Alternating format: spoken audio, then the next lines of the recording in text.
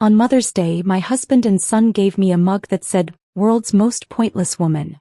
They laughed like it was a joke. I smiled, cleared the table and washed the dishes. That night I booked a one-way ticket. 2 weeks later he posted, "Please, if anyone sees her, tell her we just want her home." The mug was white ceramic with black lettering. 3 words that would end my marriage. World's most pointless woman. I stood in my kitchen on Mother's Day morning, holding that mug while my husband Kevin and our 15-year-old son Derek doubled over laughing. Derek's phone was pointed at me, recording every second of my shock. Kevin slapped his knee like this was the funniest thing he had ever witnessed.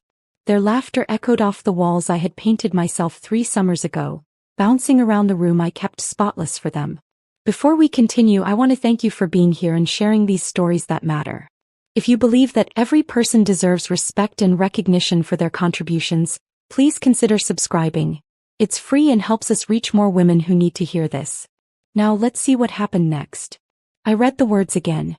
World's most pointless woman. This was not a gag gift with something better hidden behind it. This was the gift. The only gift.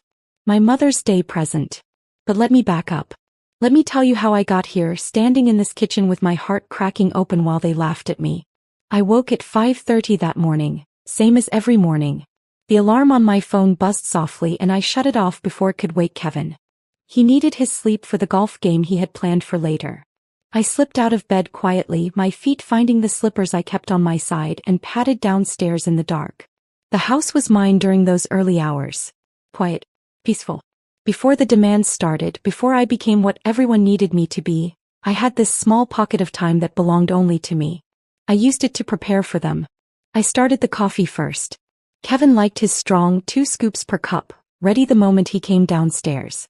I set the timer so it would finish brewing at 6:45, exactly when he usually appeared. While the machine gurgled and hissed, I pulled ingredients from the refrigerator. Blueberries I had bought fresh yesterday. Eggs from the carton I kept on the middle shelf. Bacon from the butcher, the thick-cut kind Derek preferred. I mixed pancake batter from scratch because the boxed kind never tasted right. I fried bacon until it was crispy but not burnt the way Kevin insisted it should be. I sliced strawberries and arranged them in a pattern on the good china plates, the ones we only used for special occasions. I wanted today to feel special. I wanted them to notice. The kitchen smelled like cinnamon and vanilla and hope.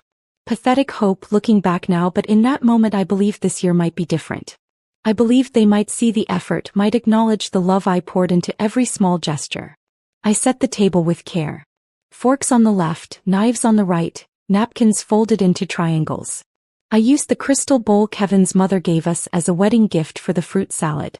I polished 2 smudges off the surface with my apron before filling it.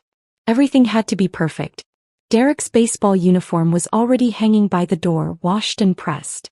His cleats were clean, laces replaced last week when I noticed the old ones were fraying. His water bottle was filled and waiting in the refrigerator. I had checked the game schedule 3 times to make sure I had the right time written down. 2 o'clock. Home field. I would be there in the bleachers like always, cheering even though he barely played anymore. This was my life. This was what I had built over 12 years of marriage and 17 years of motherhood if you counted the pregnancy. I gave up my career when Derek was 2 years old. I had been a marketing coordinator at a firm downtown, a job I loved, a job where I was good at what I did. I was on track for a promotion to senior coordinator. My boss had told me during my last review that I had a future there, that the company saw potential in me. But Kevin said it made sense for one of us to stay home. His job paid more. His job had better benefits. His job had more potential for growth. And someone needed to be available for Derek for the doctor appointments and school pickups and sick days that came with raising a child. I agreed because I believed in building something together. I believed sacrifice was the foundation of family. I thought we were a team. So I quit. I stayed home. I learned to structure my entire existence around supporting Kevin's advancement and raising Derek into a good person. I attended every parent-teacher conference, even the ones Kevin said he was too busy to make. I coordinated every school fundraiser, spending hours in the PTA meetings listening to other mothers debate bake sale versus car wash. I remembered every birthday in Kevin's extended family, bought every gift, signed both our names on every card. I learned to cook his mother's recipes exactly the way she made them, even though they required ingredients I had to drive 30 minutes to find at a specialty store. I ironed Kevin's work shirts every Sunday night while he watched whatever game was on television. 5 shirts, perfectly pressed, hanging in his closet organized by color. He never thanked me. He just expected them to be there. I transformed our house into something that looked better than when we bought it. I painted walls. I refinished furniture.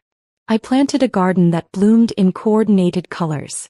When Kevin's colleagues came over for dinner parties, they complimented him on his beautiful home. He accepted their praise without ever mentioning that I had done all the work. Somewhere in all that giving, I forgot to ask what I was receiving in return. Or maybe I was afraid to ask because I already knew the answer. Nothing. I was receiving nothing except the privilege of continuing to give. The warning signs had been there for years. I just refused to see them. Last Mother's Day, Kevin gave me a potted plant he picked up at a gas station on his way home from work. The flowers were already wilting, the soil dry. It died 2 weeks later because no one watered it except me, which seemed to defeat the entire purpose of receiving a plant as a gift. The year before that, he forgot entirely until Derek reminded him at breakfast. Kevin had looked up from his cereal, eyes widening slightly as he realized what day it was, and said, "Oh, Happy Mother's Day." No gift. No card. Just 3 words delivered with the same enthusiasm as "pass the salt." Kevin's sister Rebecca made a joke at a family barbecue last summer. We were all standing around the grill and someone asked me what I did. Before I could answer, Rebecca laughed and said, "Heather? She's basically the maid who doesn't get paid." Everyone laughed, including Kevin. He laughed at his sister's joke about me being unpaid domestic labor while I stood there holding a plate of hamburger buns I had just finished toasting. Derek started calling me Heather instead of Mom when he was around his friends. The first time I heard it, we were at his baseball game. One of his teammates asked who I was and Derek said, "That's Heather. Not my mom. Just Heather." Like I was someone he barely knew.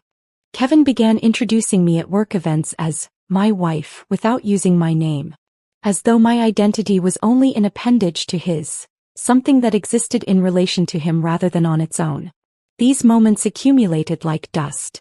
So gradual I did not notice I was suffocating until I could not breathe anymore. I told myself they were stressed. Kevin worked long hours. Derek was a teenager dealing with school pressure. Boys will be boys.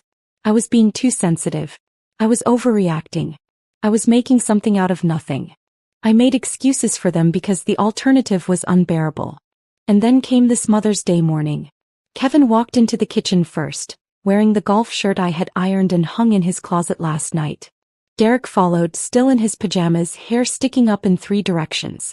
Neither of them wished me Happy Mother's Day right away. Instead they exchanged a look. A glance that passed between them like a secret, something conspiratorial that made my stomach tighten with inexplicable dread. Derek pulled out his phone immediately, angling it toward me. I thought maybe he wanted to take a picture, something sweet to post on social media showing what a thoughtful son he was. Kevin held a plain drugstore bag. Not wrapped. Not even a gift bag with tissue paper. Just a plastic bag from the pharmacy down the street, the kind you get when you pick up a prescription or grab something last minute. My heart sank, but I kept smiling. Smiling was what I did. I smiled through discomfort. I smiled through disappointment. I smiled through the gradual erosion of everything I thought I was building. I smiled until my face ached from the effort of holding the expression in place. Kevin handed me the bag with a grin that was too wide, too eager. He looked like someone who believed he had just executed something incredibly clever. I reached inside and felt ceramic. A mug. For one brief, foolish moment, I let myself hope it might say something meaningful. World's best mom. Or even just mom. Something that acknowledged I mattered. I pulled it out and read the words. World's most pointless woman. And that was when they started laughing. Their laughter did not stop. It grew louder, feeding on itself, expanding to fill every corner of the kitchen I had scrubbed yesterday in preparation for today. Kevin bent forward, gripping the edge of the counter for support as if the sheer hilarity of the moment had weakened his knees. Derek had tears streaming down his face, his phone still pointed at me, still recording, capturing every microsecond of my humiliation in high definition. I stood there holding the mug. White ceramic. The kind you could buy at any novelty store for $7. The black lettering was printed in a bold sans serif font, impossible to misread. World's most pointless woman. Each word hit separately. World's most pointless woman. My brain struggled to process what I was seeing. This could not be the actual gift. There had to be something else. A real present hidden somewhere waiting for the right moment to appear. This had to be the setup for a joke with a punchline that would reframe everything, that would make the cruelty disappear and replace it with something bearable. But Kevin was not reaching for another gift. Derek was not saying gotcha. There was no second act to this performance. This was it. This was what they thought of me, distilled into 3 words and printed on a mug for my Mother's Day present. I looked at Kevin, searching his face for any sign that he understood what he had just done. His eyes were bright with amusement. His mouth stretched wide in a grin that showed too many teeth. He looked proud. Actually proud, as though he had accomplished something worthy of celebration. Derek lowered his phone slightly, wiping his eyes with the back of his free hand. He was still grinning, still basking in the shared joke with his father. The two of them stood there in my kitchen, united in their entertainment, bonded by my pain. The mug felt heavy in my hands. Impossibly heavy. It should have weighed nothing, just a few ounces of ceramic and glaze, but it felt like I was holding something much denser. Like I was holding the weight of every moment I had convinced myself I was valued when I was only tolerated. Every time I had made excuses for them. Every time I had told myself I was being too sensitive. Every sacrifice I had made believing it was building toward something. All of it was in this mug. All of it reduced to a punchline. Kevin finally stopped laughing long enough to speak. He wiped his eyes dramatically and said, "Your face. Oh man, your face was perfect. Derek, did you get that?" Derek nodded, replaying the video on his phone screen. "Got it. This is gold." Gold. My shock was gold to them. My hurt was content to be shared and laughed at by people who did not even know me. I opened my mouth to say something. I'm not sure what I intended to say. Maybe I was going to ask if they were serious. Maybe I was going to tell them this was not funny.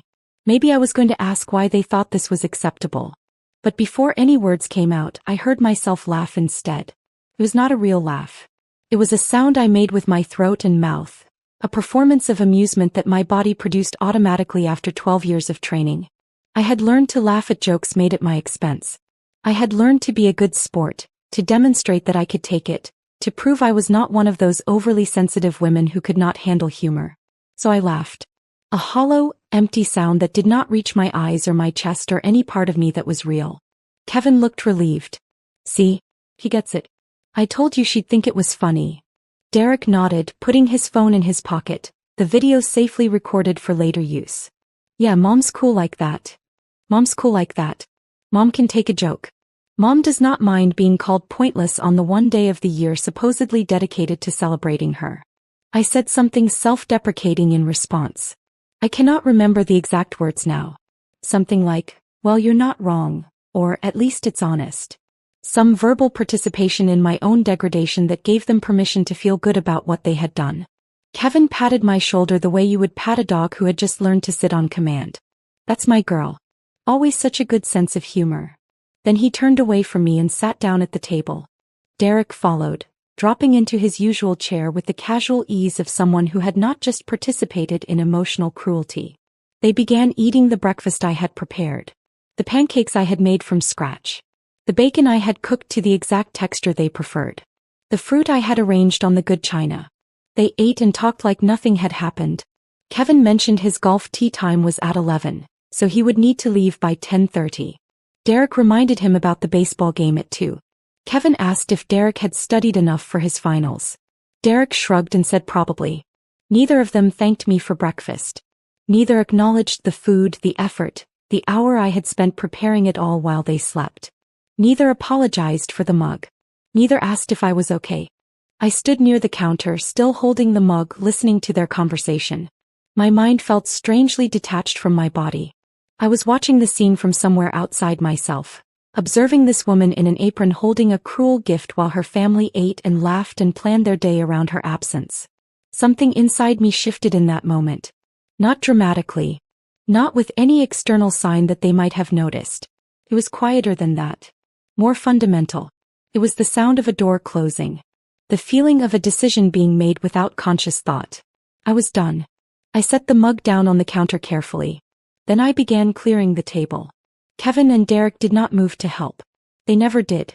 They simply leaned back in their chairs while I reached around them to gather plates and silverware.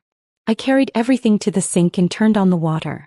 We had a dishwasher, a good one I had researched and selected 2 years ago, but I washed the dishes by hand anyway. The mechanical repetition of it gave me something to do with my hands while my mind worked through what had just happened.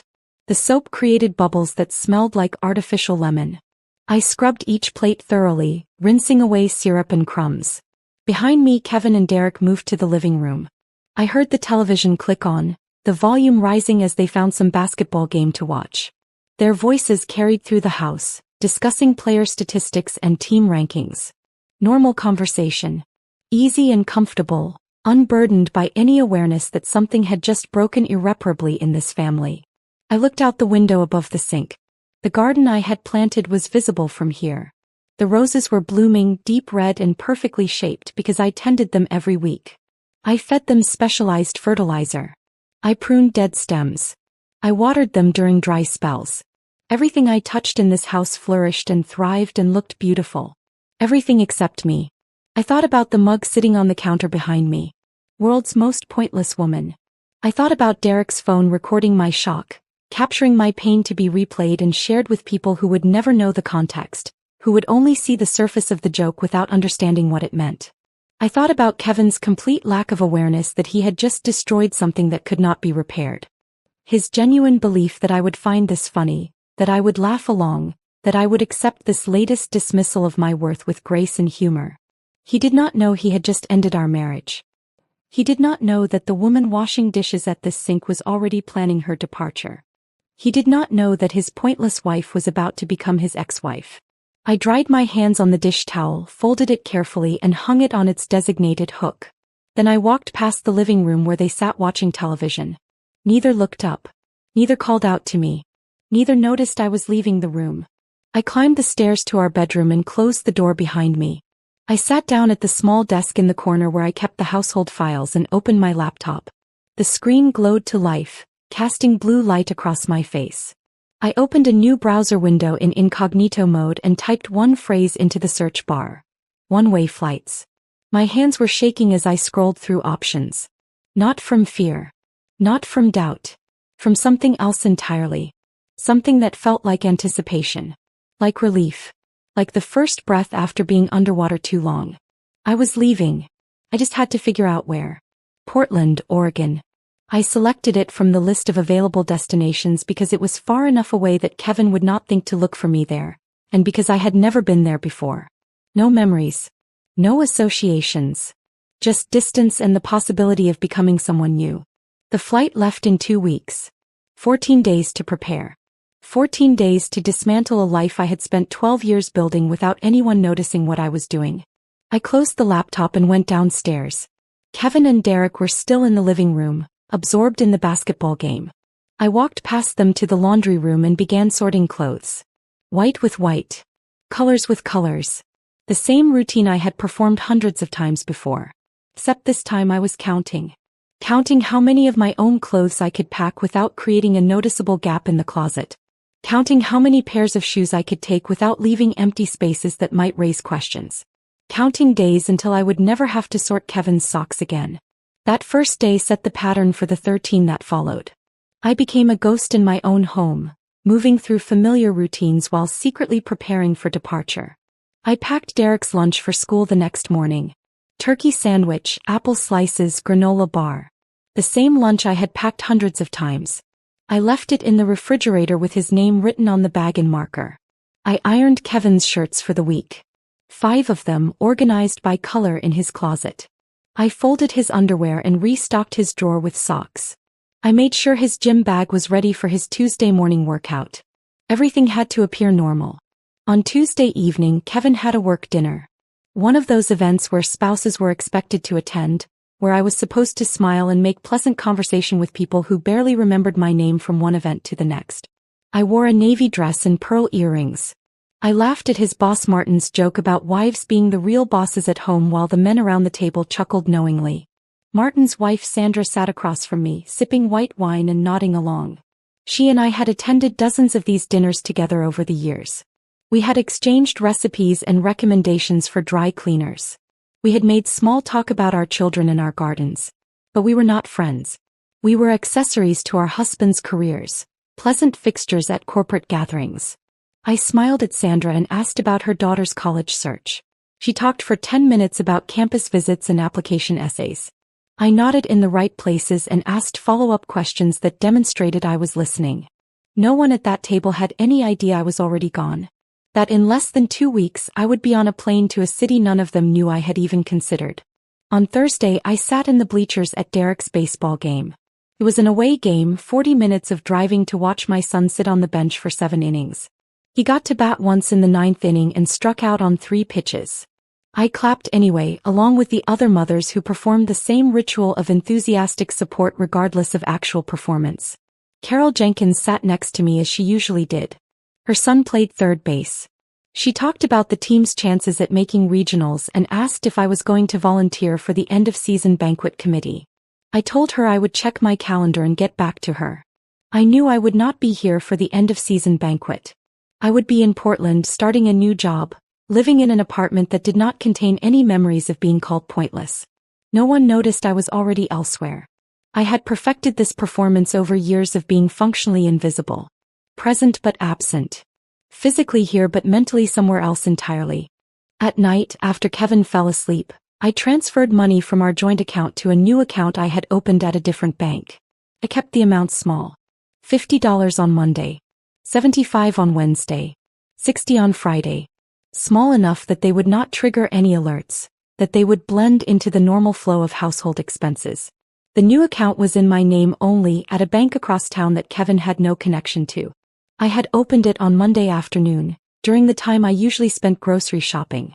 The account representative, a young woman named Michelle, had processed the paperwork efficiently and handed me a temporary debit card. She did not ask why I was opening a separate account. She just smiled professionally and wished me a good day. By the end of the first week I had moved $800 into the new account. Not enough to live on for long but enough to start. Enough for a security deposit on an apartment. Enough for food until I found work. On Monday of the second week I scheduled an appointment with an attorney. I found Patricia Brennan's name through an online search for divorce lawyers specializing in cases involving financial complexity and asset division. Her website featured testimonials from women who described her as fierce and strategic. That was what I needed. Not sympathy. Strategy. Her office was downtown above a coffee shop called Morning Brew. I told Kevin I was going grocery shopping and would be back in 2 hours. He barely looked up from his laptop when I left. Patricia's office smelled like leather and old books. The furniture was dark wood, substantial and expensive looking. Framed law degrees hung on the wall behind her desk. She was probably in her early 50s with gray hair cut in a sharp bob and glasses that hung on a chain around her neck. She shook my hand firmly and gestured for me to sit. Then she pulled out a legal pad and pen and said, "Tell me everything." I told her about the mug. About the laughter. About 12 years of marriage where I had gradually disappeared into the role of unpaid household manager. About giving up my career. About the corporate dinners and the baseball games and the endless invisible labor that made everyone else's life function smoothly. Patricia took notes in precise handwriting, occasionally asking clarifying questions. How long had we been married? Did we own property jointly? What retirement accounts existed? Had there been any documented incidents of verbal abuse or emotional mistreatment? When I finished, she set down her pen and leaned back in her chair. She looked at me with an expression I could not quite read. Not pity. Something else. Recognition maybe. "Here is what you need to understand," she said. "The most powerful position you can negotiate from is the one where you have already left. Once you are gone, he cannot manipulate you. He cannot guilt you. He cannot use proximity to wear you down. You control the narrative and the timeline."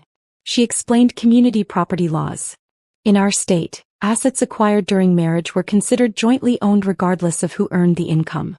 The house we lived in, purchased 8 years ago, was community property. Kevin's retirement account, funded throughout our marriage, was community property. The investment portfolio he managed, grown during our marriage, was community property.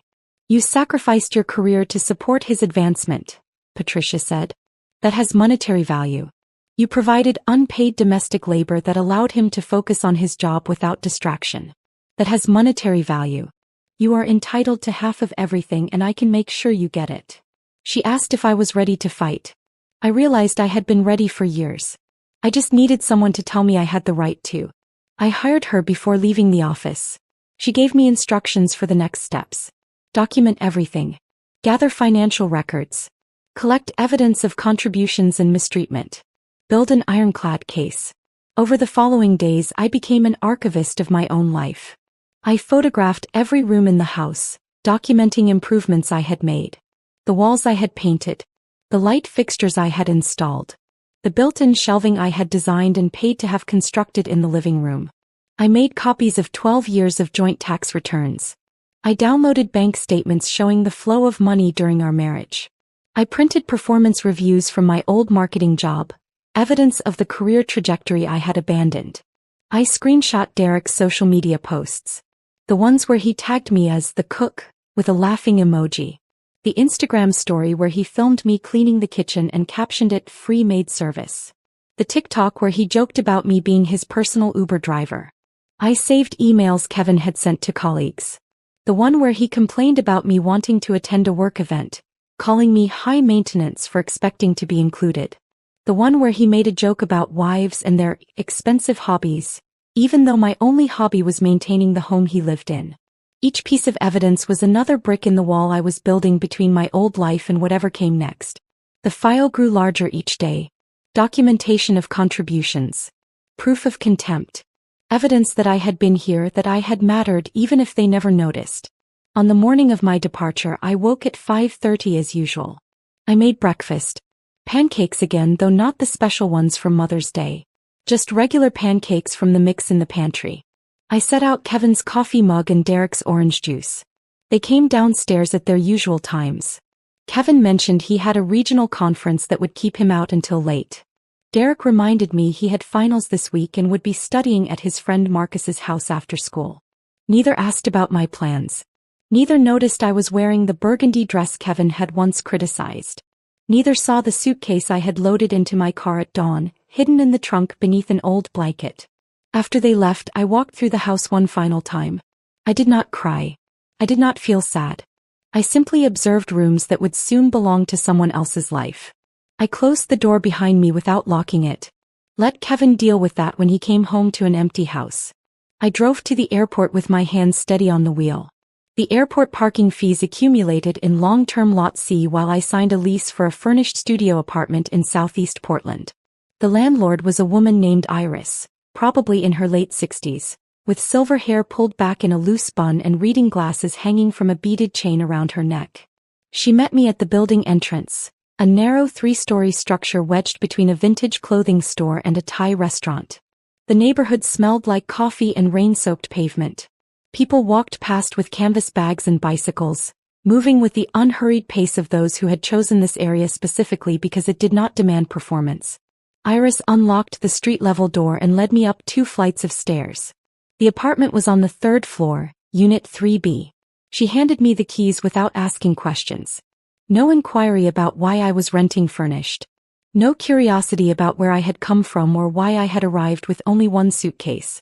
She simply pointed out where the thermostat was located, explained that trash pickup happened on Tuesdays, and mentioned the corner market stayed open until 11 if I needed anything. The apartment was small. One room that functioned as bedroom and living space combined, with a kitchenette along one wall and a bathroom barely large enough to turn around in. The furniture was mismatched but clean. A futon with a faded blue cover. A small table with 2 chairs. A bookshelf holding books the previous tenant had left behind. The window looked out over narrow streets lined with old trees that were just beginning to show autumn color.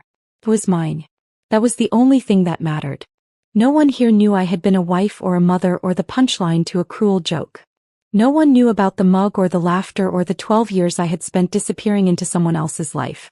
I unpacked my single suitcase, hanging clothes in the small closet, placing toiletries in the bathroom cabinet. Everything I owned in this city fit in one piece of luggage and still left room for what I had abandoned. That first evening I walked to the corner market Iris had mentioned. It was the kind of place that sold organic produce alongside conventional brands. where hand-lettered signs advertised local honey and fresh-baked bread. I filled a basket with foods I actually liked. Sharp cheddar cheese instead of the mild kind Kevin preferred. Sourdough bread instead of whole wheat. Coffee with actual flavor instead of the bland brand Derek said was fine. Strawberries because I wanted them, not because anyone else had requested them. The cashier, a young man with multiple ear piercings and a friendly smile, bagged my groceries and told me to have a nice night. I carried them back to my apartment and arranged everything in the small refrigerator. My food. My choices. My life. I made dinner from what I had bought. Cheese and bread and strawberries. Simple. Exactly what I wanted. I ate sitting on the fire escape accessible through the window, watching the sun set over rooftops I did not recognize. The sky turned orange and pink and purple, colors so saturated they looked artificial. I was alone. Completely alone in a city where I knew no one. And I was not lonely. There was a difference I was discovering between loneliness and solitude. Loneliness was wanting company you did not have. This was freedom. On Monday morning I updated my resume. 12 years showed as a gap in my employment history, a blank space where a career should have been. I described what I had done during those years in language that translated domestic labor into corporate terminology. Household management became operations coordination. Budgeting became financial planning. Volunteer work became project management and stakeholder relations. I applied to 17 positions at marketing firms throughout Portland. By Wednesday I had received responses from 5. 3 were polite rejections citing my extended absence from the field. 2 requested interviews. The first interview was with a large corporate firm downtown. The hiring manager, a man in his 40s wearing an expensive suit, spent most of the meeting asking why I had taken so much time off and whether I was truly committed to returning to work. He used phrases like rusty skills and outdated experience. I left that interview knowing I would not accept a position there even if offered one. The second interview was different. Horizon Collective operated out of a converted warehouse in an industrial neighborhood that was being slowly transformed by artists and small businesses. The building had exposed brick walls and high ceilings with metal beams. Plants hung from hooks, creating small pockets of green throughout the open workspace. Simone Keller, the hiring manager, met me in a small conference room with a wall of windows overlooking the street. She had silver hair cut in a precise bob and wore dark-framed glasses that gave her an air of sharp intelligence. She shook my hand firmly and gestured for me to sit. She reviewed my resume in silence for a full minute, her expression neutral. When she reached the 12-year gap, she paused. I braced myself for the usual questions about commitment and relevance. Instead, she looked up and asked, "What skills did you develop during this time?" The question surprised me. Not why did you leave work, but what did you learn while you were gone? I explained project management through coordinating school fundraisers. Budget optimization through managing household finances. Stakeholder coordination through navigating relationships with teachers, coaches, extended family. Crisis management through handling everything from medical emergencies to last-minute schedule changes. Simone listened without interrupting. When I finished, she smiled. That is just parenting and household management translated into corporate language. You have been working. You just were not getting paid. She explained that Horizon Collective specialized in marketing campaigns for nonprofit organizations. The work required someone who could manage multiple projects simultaneously, communicate effectively with diverse stakeholders, and operate efficiently within tight budgets. Everything I had been doing for 12 years, just with different terminology. She offered me the position before I left the building. Marketing coordinator, handling campaigns for 3 to 5 nonprofit clients at a time. The salary was modest but livable. The benefits included health insurance and 2 weeks of paid time off. I accepted before reaching the elevator. My phone had been on silent since I left home. On Thursday evening I finally checked it. 43 text messages. 17 missed calls. 3 voicemails. The texts from Kevin followed a predictable progression. Confusion first. Where are you? When are you coming home? Then annoyance. This is really inconvenient, Heather. Derek has a game and I have work. You need to come back and handle your responsibilities. Then anger. What kind of mother abandons her family? People are asking questions and I do not know what to tell them. The messages grew more desperate as days passed. At least tell me you are okay. You are scaring Derek. But Derek had not sent any messages. Kevin was using our son as leverage, assuming guilt would drag me back to a life I had already left. On Friday morning, exactly 3 days after my departure, Patricia sent the automated email I had drafted before leaving. Brief, professional, devoid of emotion. I have left. All future communication will go through my attorney. Patricia Brennan can be reached at the following email and phone number. Kevin's response arrived within minutes. You cannot just leave. This is abandonment. I will make sure everyone knows what you did. You will regret this. I did not reply. Patricia was right. He could not manipulate what he could not reach. I established new routines that belonged entirely to me. Morning runs along the Willamette River, where the water reflected whichever mood the sky was in that day. Other runners nodded in passing, a silent acknowledgement of shared space and purpose. No one asked where I was going or when I would be back. Afternoons I worked at a cafe called Bread and Ink. The barista, a woman in her 20s with short purple hair, learned my order after 2 visits. Black coffee with 1 sugar. She started preparing it when she saw me walk through the door. This small recognition, this being seen and remembered for something as simple as how I took my coffee, felt profound. Evenings, I attended a pottery class at a community center 6 blocks from my apartment. The instructor, a patient man named Robert who had been throwing pots for 40 years, taught us to center clay on the wheel and shape it with steady hands. Most of what I made collapsed or cracked. Robert said that was part of learning. Not everything you create will be perfect, and that is acceptable. I read novels I chose for myself. Literary fiction that Kevin would have called pretentious. Mystery series Derek would have found boring. I took long baths without anyone knocking on the door asking when I would be finished. I ate dinner at 9 o'clock because I felt like it, not because family mealtime had been designated for 6:30. I discovered I genuinely enjoyed my own company. I was not the boring, pointless woman they had labeled me. I was simply a woman who had never been given space to be herself. 2 weeks into my new life in Portland, I was sitting in Bread and Ink with my laptop open, working on a campaign proposal for a homeless youth organization, when my phone buzzed with a notification I had not expected to see. Someone had tagged me in a Facebook post. I had left my account active but dormant, not posting or engaging since my departure. The notification came from Kevin's profile. My finger hovered over the screen for a moment before I opened it. The photograph was from our last family vacation, a beach trip to the Oregon coast we had taken 8 months earlier. In the image, I stood on the sand with my arm around Derek. Both of us were smiling, sunburned, wearing the relaxed expressions of people enjoying a holiday.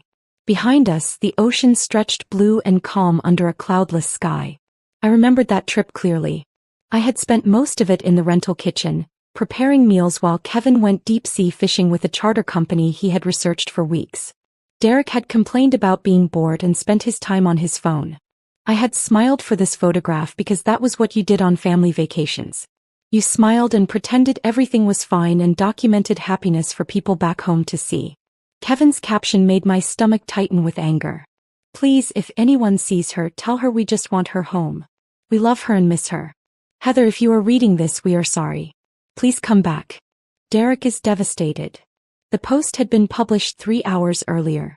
It already had over 200 reactions and 60 comments. I scrolled through them slowly, reading each one. His colleague Brian from the regional office. Praying for you, man. Hope she comes home safe. Our neighbor Margaret. Oh Kevin, this is so heartbreaking. We are all thinking of you and Derek. Sandra from the work dinners. Sending strength to your family during this difficult time. The narrative Kevin had constructed was masterful in its manipulation. He was the devoted husband desperate for his wife's safe return. Derek was the traumatized son missing his mother. I was the unstable woman who had inexplicably vanished, possibly experiencing a mental health crisis that made me a danger to myself. No one questioned his version of events. No one asked why a dedicated wife and mother who had spent 12 years sacrificing everything would suddenly disappear. They simply accepted that I was the problem, that something was wrong with me, that Kevin and Derek were the victims of my irrational behavior. I closed the laptop and left the cafe. Back in my apartment, I created a fake Facebook account. I used a stock photo of a golden retriever I found online as the profile picture. I named the account Bailey Thompson, a generic name that could belong to anyone. Through this account, I could watch Kevin's performance without him knowing I was observing. The comments on his post continued to accumulate throughout the evening. Kevin's mother Patricia. Praying for your family, Kevin. Heather always seemed fragile to me. I hope she gets the help she needs. His sister Rebecca. You are so strong for handling this with grace. Derek is lucky to have you. More neighbors. More colleagues. More acquaintances from Derek's school and sports teams. Everyone expressing sympathy for Kevin. Everyone offering prayers and support. Everyone sharing the post to extend its reach further. The women from the PTA, women I had spent hundreds of hours volunteering alongside, coordinating fundraisers and organizing events, expressed shock that I could do something so selfish. Vanishing without explanation. Abandoning my family. Leaving my husband to manage everything alone. Only one person commented something different. Lisa Martinez, a woman I barely remembered from Derek's elementary school years. Her son had been in Derek's third grade class. We had exchanged pleasant conversation a few times at school pickup but had never been close. Lisa's comment read, "Has anyone considered asking why she left?" I stared at those 8 words. Someone had asked the question no one else seemed willing to consider. Why would a woman who appeared devoted to her family suddenly leave? What had happened that no one was discussing? Lisa's comment received no likes. Within an hour, 2 people had responded to her. This is not the time for blame, Lisa. Kevin is going through enough without people questioning him. Lisa did not comment again. I screenshot everything. Kevin's post. The comments. The reactions. The narrative he was building about my instability and his victimhood. All of it documented and saved in a folder I labeled evidence. On Monday morning, exactly 1 week after Kevin's Facebook post, Patricia Brennan filed divorce papers on my behalf. She had prepared them meticulously over the previous days, incorporating everything I had provided during our consultations. The petition requested a temporary restraining order preventing Kevin from contacting me directly. All communication would go through Patricia. The filing included a comprehensive accounting of marital assets. The house purchased 8 years ago, currently valued at $420,000 with $200,000 remaining on the mortgage. Kevin's retirement account through his employer, containing approximately $180,000. An investment portfolio managed by his financial advisor, valued at $95,000. His pension, which would mature in 12 more years. The paperwork itemized my contributions in language that translated unpaid labor into monetary value. 12 years of household management, childcare, meal preparation, home maintenance, social coordination. Patricia had calculated what I would have earned had I continued my marketing career with normal advancement. Promotions every 3 to 4 years. Salary increases matching industry standards. The number was staggering when accumulated over 12 years. The filing included a statement explaining why I had left. Ongoing emotional mistreatment and disrespect, culminating in the Mother's Day incident where I received a mug labeling me as pointless while my husband and son laughed and recorded my humiliation for social media distribution. Patricia arranged for the papers to be served to Kevin at his office. She selected timing deliberately. Wednesday afternoon, during a meeting with his regional manager and 2 colleagues. The process server entered the conference room, asked for Kevin Caldwell by name, and handed him the envelope in front of everyone. Maximum impact. Maximum humiliation. I felt no guilt about the public nature of the service. Only satisfaction that he would experience a fraction of what I had felt standing in that kitchen holding the mug. That evening I made a decision. I reactivated my own Facebook account, dormant since my departure. My profile photo was outdated, showing a version of myself from 3 years ago at a company picnic, smiling in a way that no longer resembled how I looked or felt. I had taken a photograph of the mug before leaving. A simple image with the mug centered against a white background, the black lettering clearly legible. World's most pointless woman. I uploaded this photograph and wrote a caption. On Mother's Day, my husband and son gave me this mug. They laughed like it was a joke. I smiled, cleared the table and washed the dishes. That night I booked a one-way ticket. To everyone asking where I went somewhere I am not pointless. I did not tag Kevin. I did not tag Derek. I did not name them or provide additional context. I simply stated facts and let the image speak for itself. I posted it at 9:30 on Wednesday evening and closed the laptop. I did not watch for reactions. I took a bath, read 3 chapters of the novel on my nightstand and went to sleep. By morning the post had been shared 500 times. By noon 3,000 times. My phone, which I had silenced, showed 147 notifications when I finally checked it. Messages from women I had not spoken to in decades. College friends. Former coworkers. Distant relatives. I always knew something was wrong. You were too good for him. Thank you for sharing this. My ex did similar things. The comments on my post overflowed with support and recognition. Women sharing their own stories of being diminished, of being treated as functionaries rather than partners, of being expected to laugh at their own devaluation. More significantly, the narrative around Kevin's post shifted dramatically. People began commenting with questions. Why had he given his wife such a cruel gift? What kind of husband treats the mother of his child with such disrespect? The sympathetic reactions turned skeptical. The prayers turned to criticism. Several women who had attended those corporate dinners with their own husbands sent private messages. Sandra, who had sat across from me at the table making small talk, wrote, "I always sensed something was off in how he spoke to you. I am sorry I never said anything."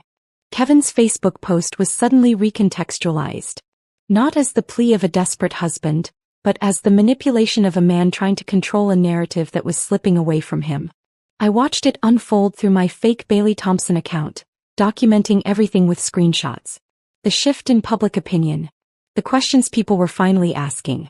The recognition that maybe, just maybe, the devoted wife had not left without reason. Kevin attempted damage control that evening. He posted a lengthy statement claiming the mug had been a joke taken out of context, that he had never intended to hurt me, that he loved me and wanted to work on our marriage. The post was carefully worded, likely reviewed by someone with communications experience, but it rang false. The comments section became a battlefield. Some people defended him. Most did not. The conversation had changed and he could not change it back. I closed the laptop and looked out my apartment window at the Portland evenings settling over unfamiliar streets. The public narrative was no longer his to control. The private truth was finally becoming visible. 3 days after my post went viral, Kevin published his response. I was at Horizon Collective when the notification appeared on my phone. Simone had just assigned me a campaign for a literacy nonprofit, and I was reviewing their previous marketing materials when the screen lit up with Kevin's name. The post was long. Much longer than his usual social media activity. The kind of statement that had clearly been drafted and revised, possibly with input from someone who understood public relations. The tone struck a careful balance between contrition and self-defense. He claimed the mug had been a joke taken out of context.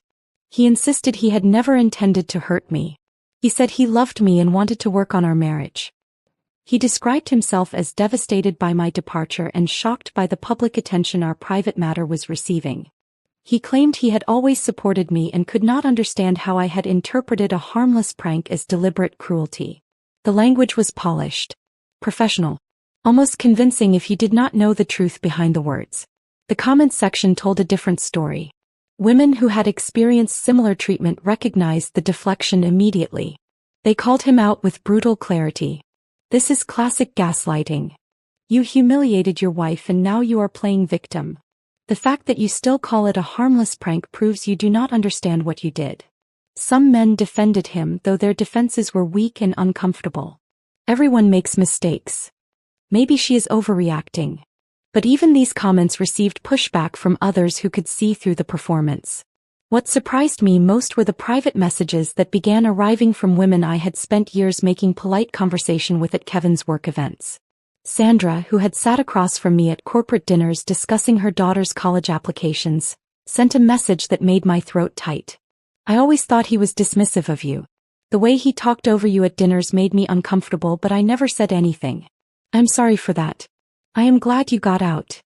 3 other wives from Kevin's company sent similar messages. They had all noticed. They had all felt uncomfortable.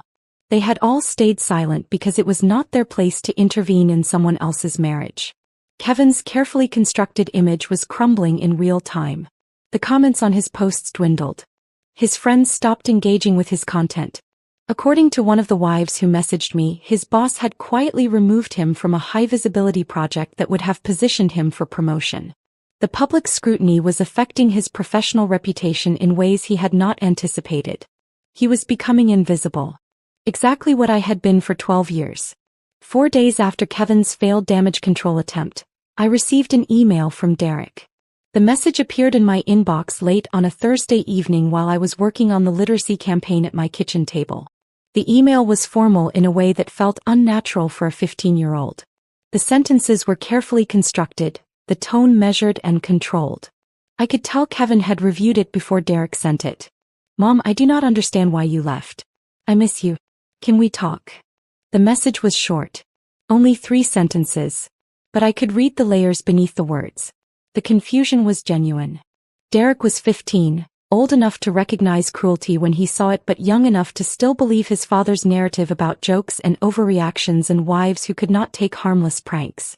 I sat with the email for an hour before responding.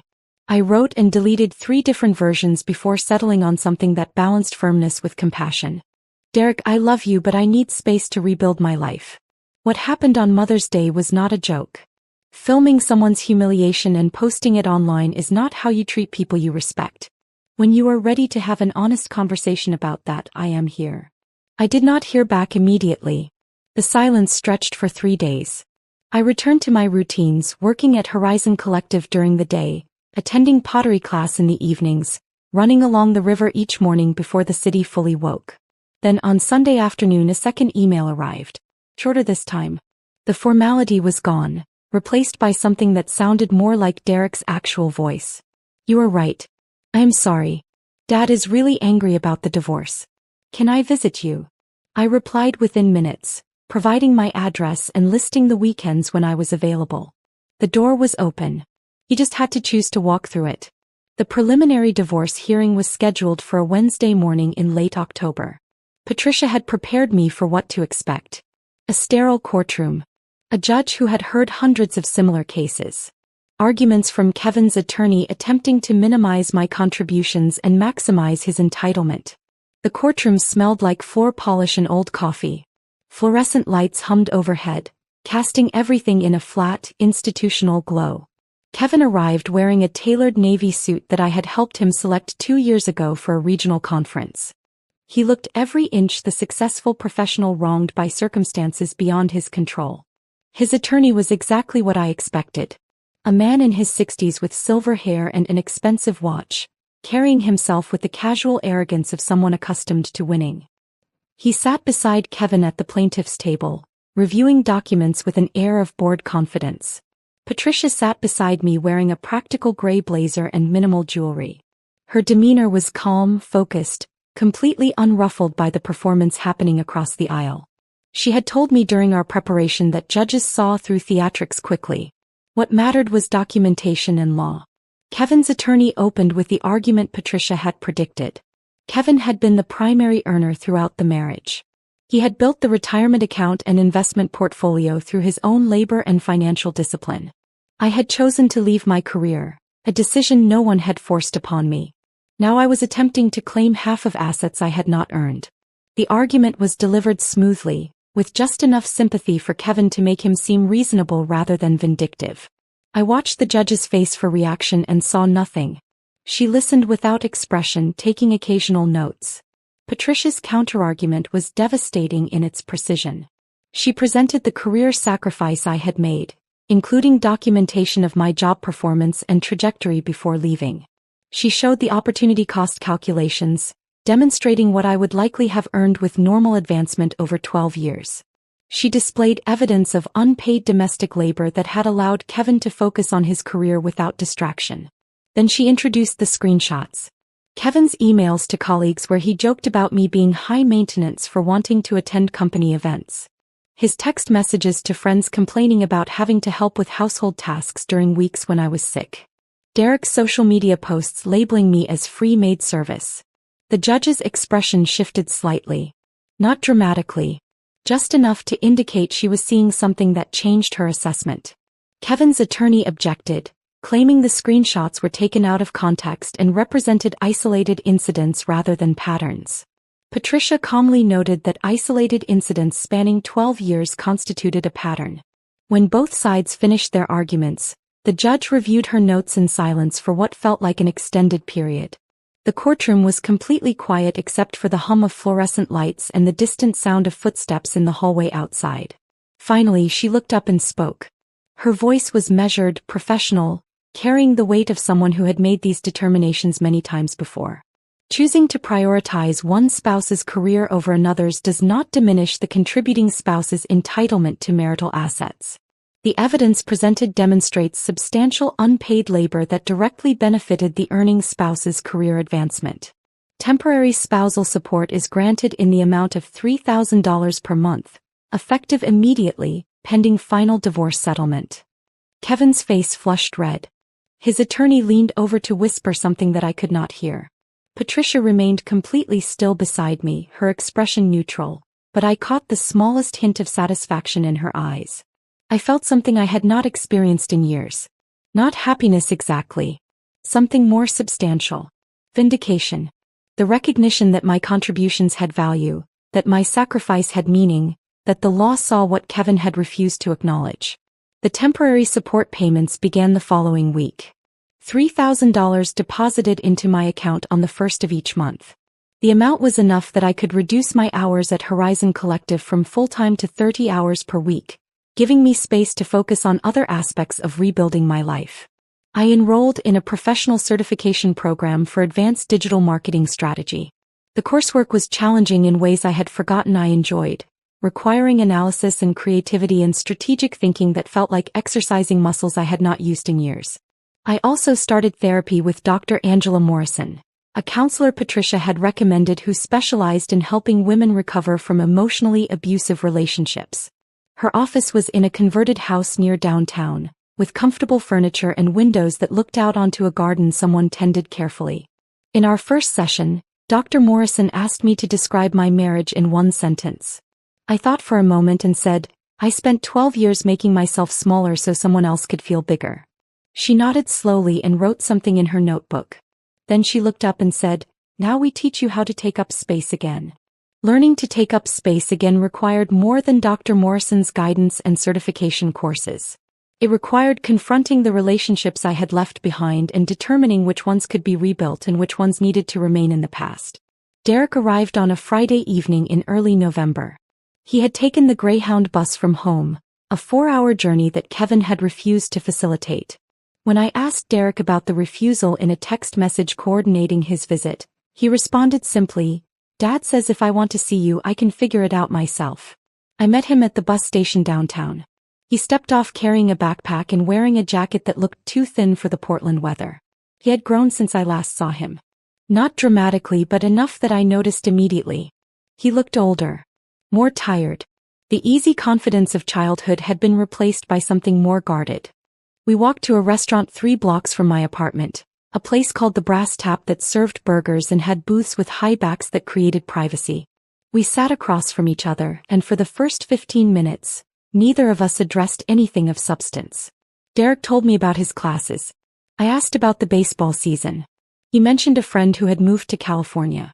I described my new job without going into detail about why I had needed a new job in the first place. The conversation felt performative, both of us circling around what actually needed to be discussed. Then Derek set down his burger, wiped his hands on a napkin and looked at me directly. Dad is really angry, he said. He says you are trying to destroy him. I met his eyes and kept my voice level. I am not trying to destroy anyone. I am protecting myself from being destroyed. Derek looked down at his plate, picking at his fries without eating them. He says you are taking everything. The house, his retirement money, all of it.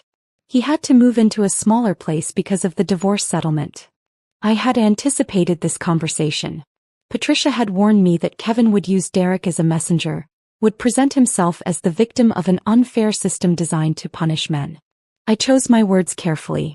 Derek, the settlement was determined by a judge based on state law. Assets accumulated during a marriage are considered jointly owned, regardless of who earned the income. I gave up my career to support your father's advancement and to be available for you. That sacrifice has value. I am not taking anything that is not legally mine. He continued picking at his fries. He makes it sound like you just left because you were bored or something. Like you got tired of being a mom and decided to start over. Is that what you think? Derek hesitated. I do not know what to think. You were just gone. One day you were there making breakfast like always, and the next day you were gone and Dad was freaking out and everyone at school was asking if I was okay. I leaned forward slightly, keeping my hands visible on the table. Can I ask you something honestly? Do you remember what you and your father gave me for Mother's Day? His expression shifted. Discomfort crossed his face. The mug. Do you remember what it said? He nodded slowly. World's most pointless woman. Did you think that was funny at the time? Derek looked away, staring at something over my shoulder. Dad said you would think it was funny. He said you always had a good sense of humor about stuff like that. Did I look like I thought it was funny? He was quiet for a long moment. When he spoke again, his voice was quieter. No. You looked hurt. But then you laughed, so I thought maybe it was okay. I laughed because that is what I had trained myself to do. I laughed because I had spent 12 years being the person who could take a joke, who did not make things uncomfortable, who smiled through being treated like I did not matter. But it was not okay, Derek. And filming my reaction and planning to post it online was not okay either. Derek's face flushed. I did not post it. I was going to, but then you left and it seemed weird to post it after that. Why were you going to post it in the first place? He shifted uncomfortably. I do not know. Dad thought it would be funny. Like showing that our family could joke around with each other. At my expense. I guess. I did not think about it like that then. I took a breath and chose my next words carefully. Derek, I need you to understand something. I did not leave because I was bored or tired of being a mother. I left because staying was destroying who I was as a person. I had made myself so small, had given up so much of myself, that I barely existed anymore except as someone who served other people's needs. The mug was not the cause. It was just the final piece of evidence that showed me how little I was valued. Derek met my eyes again. Was it really that bad? Living with us. I did not sugarcoat it. Yes. It was. We sat in silence for several seconds. The restaurant noise continued around us, other conversations and laughter from other tables, but our booth felt isolated from all of it. I am sorry, Derek said finally. I never thought about it that way. I just thought that was how things were. Dad worked and you did everything else.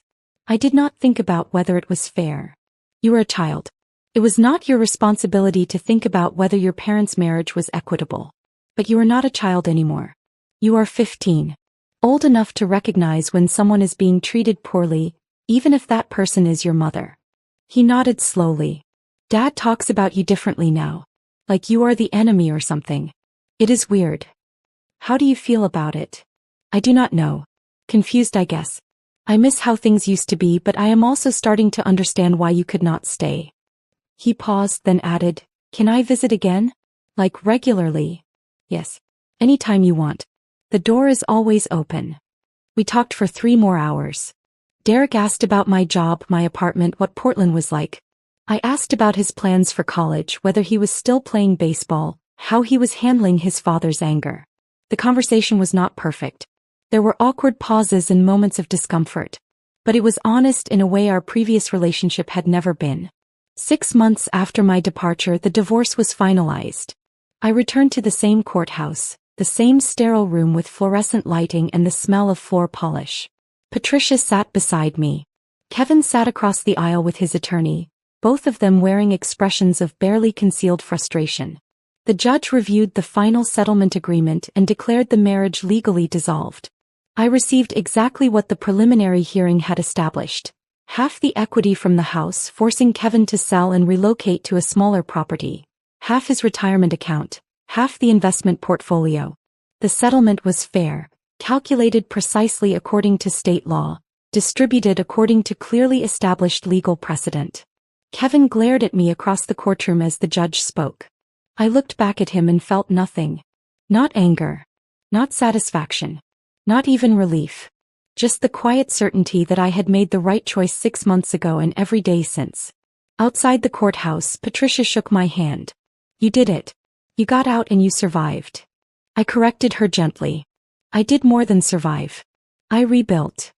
She smiled. Yes. You did. As I walked to my car, I made a decision I had been considering for weeks. I stopped at the county clerk's office on my way home and filed paperwork to reclaim my maiden name. Heather Sinclair. The name I had been born with, the name that belonged to me before I had merged my identity with someone else's. The woman who had been Heather Caldwell no longer existed. She had died the day she stood in a kitchen holding a mug that called her pointless and decided she was finished accepting that assessment. Writing the memoir was harder than I had anticipated. Not because I lacked material, but because revisiting those 12 years required acknowledging how much of myself I had systematically given away. How many preferences I had forgotten. How many dreams I had abandoned. How completely I had lost my own voice. I wrote in the evenings after work, sitting at my small kitchen table with coffee that went cold while I typed. I wrote about the Mother's Day mug, but also about the thousand smaller cruelties that had preceded it. The dismissive comments. The forgotten anniversaries. The constant expectation that I would absorb disappointment with grace and humor. Rebecca, my literary agent, read the first draft and called me within hours. "This is powerful, Heather. This is going to resonate with so many women who have experienced the same thing." The book sold to a mid-sized publisher called Clearview Press. The advance was modest but meaningful, enough to supplement my income and provide a financial cushion while I continued building my new life. Choosing a title took weeks of deliberation. Rebecca suggested several options that felt too abstract or too victimized. Finally, I proposed something simple and direct. World's Most Pointless Woman: How I Left and Found My Purpose. The cover featured a photograph of hands releasing a ceramic mug, the moment of letting go frozen in time. The book cover arrived 3 months before publication, shipped in a protective cardboard mailer that I opened carefully at my kitchen table. The image was exactly as I had envisioned it during conversations with the design team. Hands releasing a white ceramic mug, captured mid-fall against a neutral background. The title stretched across the top in bold lettering. My name, Heather Sinclair, appeared at the bottom. I held the mock-up and felt something shift inside me. This was real. My story, the one I had been afraid to tell for 12 years, was about to become public in a way that extended far beyond a single Facebook post. The publication date was set for early May, 1 year after the Mother's Day that had changed everything. Rebecca had suggested the timing deliberately. The symbolism would not be lost on readers or media outlets covering the release. Early reviews began appearing 6 weeks before publication. Publishers Weekly called it a unflinching examination of emotional abuse disguised as family dynamics. Kirkus described it as essential reading for anyone questioning whether their sacrifice has crossed into self-erasure. Women's magazines requested interviews. Podcast hosts reached out asking if I would discuss the book on their programs. The attention was overwhelming at first. I was accustomed to working behind the scenes at Horizon Collective, creating campaigns for organizations rather than being the subject of public interest myself. But Rebecca coached me through media training, teaching me how to speak about painful experiences without becoming consumed by them again. My professional life had transformed in parallel with my personal one. Simone promoted me to senior strategist 8 months after I joined Horizon Collective. The role came with increased responsibility for client relationships and campaign development, along with a salary that exceeded what I had earned at my previous marketing position before leaving the workforce. More significantly, it exceeded what Kevin currently earned in his regional sales position. I knew this because Derek had mentioned it during one of his weekend visits, not with malice but as simple fact. His father had complained about money frequently since the divorce settlement, apparently not understanding that court-ordered asset division was not negotiable based on his feelings about fairness. The promotion allowed me to lead campaigns that felt meaningful in ways my previous work never had. I developed fundraising strategies for a homeless youth organization that exceeded their annual goal by 40%. I created awareness campaigns for a food bank that resulted in 3 new corporate partnerships. I worked with a domestic violence prevention nonprofit on messaging that reached communities previously underserved by their programs. My colleagues sought my input on major decisions. They valued my perspective and incorporated my ideas into their own work. When questions arose about target audiences or messaging strategies, people came to my office to ask what I thought. Being seen as competent, being recognized for contributions, being valued for expertise rather than tolerated as infrastructure. These experiences felt revelatory even though they should have been ordinary. Conference invitations arrived regularly. Organizations focused on women's professional development wanted me to speak on panels about career re-entry after caregiving gaps. I traveled to Seattle, San Francisco, Denver, speaking to audiences of women who had made similar sacrifices and were considering similar returns. After each presentation, women approached me with their own stories. They had left careers for family obligations. They had disappeared into supporting roles. They had absorbed disrespect so gradually they had not recognized it was happening until they could barely breathe under its weight. Many were still living in those situations, trying to determine if leaving was possible or wise or worth the disruption it would cause. I responded to every message that came through my website or social media. I remembered what it felt like to believe I was alone, to think my experience was unique, to wonder if the problem was me rather than the situation. If sharing my story helped even one woman recognize she deserved better, the vulnerability of making it public was justified. My personal life became something I constructed deliberately rather than something that happened to me by default. I dated occasionally, cautiously, testing what relationships felt like when they were chosen rather than fallen into.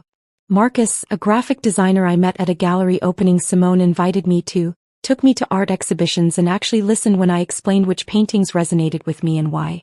Claire, a nonprofit director I collaborated with on a campaign, invited me hiking and never expected me to handle all the planning or emotional labor of maintaining the friendship.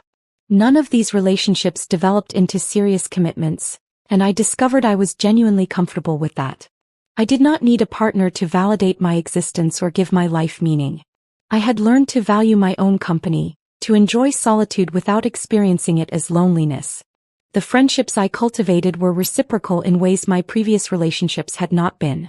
Simone texted me articles she thought I would find interesting and I did the same for her. We met for lunch and discussed work challenges and personal struggles with equal investment in each other's experiences. Iris, my landlord, invited me for tea in her apartment every few weeks and told stories about her own divorce 30 years earlier, about rebuilding her life when social support for such decisions was far less common. The women in my hiking group celebrated my victories and offered support during setbacks without keeping score of who had contributed what to whom. Relationships, I was learning, could be balanced and life-giving rather than extractive and depleting. Derek visited most weekends now. He was 17, taller than Kevin, preparing college applications with the seriousness of someone who understood these decisions would shape his future. We cooked dinner together in my small kitchen, experimenting with recipes neither of us had tried before. He asked questions about my work, my memoir, the speaking engagements that were beginning to fill my calendar. He told me about Sophie, his girlfriend of 6 months. She was a year ahead of him in school, planning to study environmental science at Oregon State. Derek described her as kind and smart and unwilling to tolerate disrespect from anyone, including him. I liked her immediately without having met her. He also told me with careful neutrality that Kevin had been dating someone new. A woman named Jennifer who was 32, a full decade younger than me. Derek described her as nice but already showing signs of exhaustion from trying to meet Kevin's expectations while maintaining her own career as a dental hygienist. "I do not want to become like Dad," Derek said one evening while we were washing dishes after dinner. "I do not want to make someone feel the way he made you feel." I dried a plate carefully before responding. Awareness is the first step. Growth comes from choosing differently every single day, especially when choosing differently is uncomfortable or requires more effort. We had difficult conversations during these visits. About the mug and the laughter and his role in documenting my humiliation. About the years when he had treated me as infrastructure rather than as a person. About the assumptions he had made regarding how marriages functioned and how parents should be treated. Derek owned his mistakes without deflecting responsibility onto his youth or his father's influence. He was becoming a better man than Kevin had ever been. That realization brought me more satisfaction than any divorce settlement or book contract ever could. The original mug still sat on a shelf in my living room, positioned where visitors could see it clearly. When people asked about the inscription, I told the story without shame or bitterness. Some were horrified that anyone would give such a gift. Others nodded in recognition, seeing their own experiences reflected in mine. The mug was no longer a symbol of my worthlessness. It had become a testament to transformation, tangible proof that we can take the worst things done to us and convert them into fuel for becoming something better. My memoir would release in 6 weeks. Early reviews were strong. A film production company had expressed serious interest in adaptation rights. I had been invited to speak at a women's leadership conference in Chicago attended by over 2,000 people annually. None of this had been part of any plan because I had not had a plan when I left. I had only known I could not stay. The revenge I had taken was not dramatic or violent. It was simply refusing to participate in my own diminishment. It was building a life so undeniably fulfilling that everyone who had accepted Kevin's narrative was forced to reconsider their assumptions. I had proven that the pointless woman was never pointless. She had just been waiting for permission to demonstrate her worth. I gave myself that permission. And everything changed. The woman I became was not the woman I had been before marriage. That person was gone, replaced by someone who understood the cost of losing herself and refused to pay it again. Someone who took up space unapologetically. Someone who knew her value did not depend on anyone else's recognition of it. I was Heather Sinclair. Not someone's wife. Not someone's mother, though Derek would always be my son. Just myself. Finally, completely, unapologetically myself. And that was more than enough. If this story of silent departure and powerful transformation kept you captivated until the very end, show your support by hitting that like button right now. My favorite part was when Heather posted that photograph of the mug with those simple, devastating words that shifted the entire public narrative. What was your favorite moment? Share it in the comments below. Don't miss more compelling stories of courage and reinvention like this one. Subscribe and hit that notification bell so you never miss an upload.